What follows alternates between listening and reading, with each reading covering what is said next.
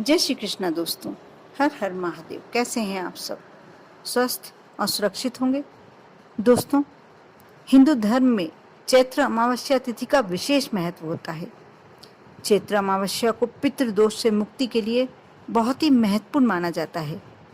हिंदू पंचांग के अनुसार चैत्र मास कृष्ण पक्ष की अंतिम तिथि को चैत्र अमावस्या कहते हैं। मान्यता है कि इस दिन यदि पवित्र नदी में स्नान किया जाए, दान किया जाए तो पुण्य की प्राप्ति होती है। इन दिनों में इस दिन पितरों का तर्पण करने की परंपरा चली आ रही है। बहुत ही अच्छा रहता है इस समय यदि पितरों का तर्पण किया जाए तो पितरों की शांति होती है और उनका आशीर्वाद प्राप्त होता है। इस साल चैत्र अमावस्या 1 अप्रैल 2022 शुक्रवार को पड़ रही है। खास बात यह है कि चैत्र अमावस्या के दिन कई शुभ योग बन रहे हैं। इस दिन पहले ब्रह्मा योग, फिर बाद में इंद्र योग का निर्माण हो रहा है।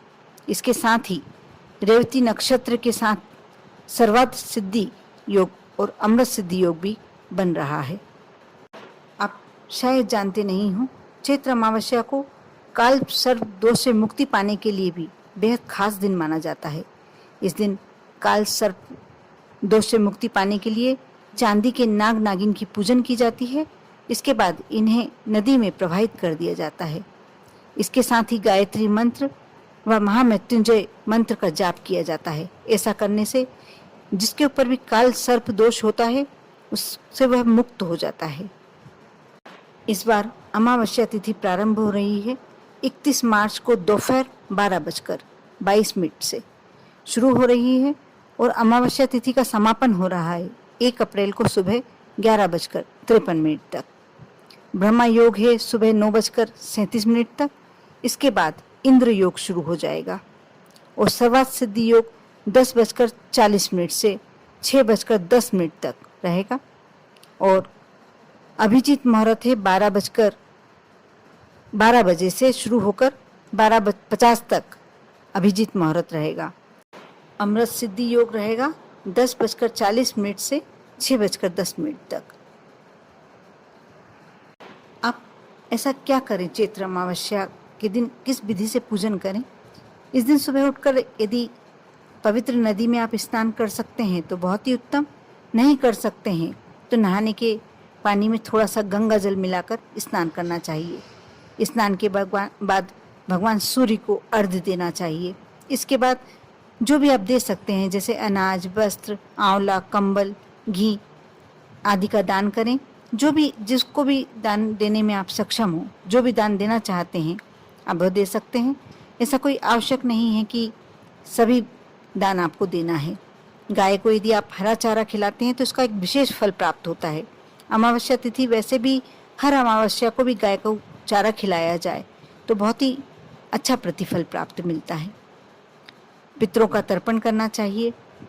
दोस्तों, मैं एक महा उपाय बताने जा रही हूँ अमावस्या तिथि के लिए। आपको करना ये है कि आप 31 मार्च को रात्रि में आप एक कटोरी में चावल भर लें और उसके बाद उसके बीचों बीच कपूर की एक टिकिया रख दें और रात को 12 बजे आप कपूर जला दें।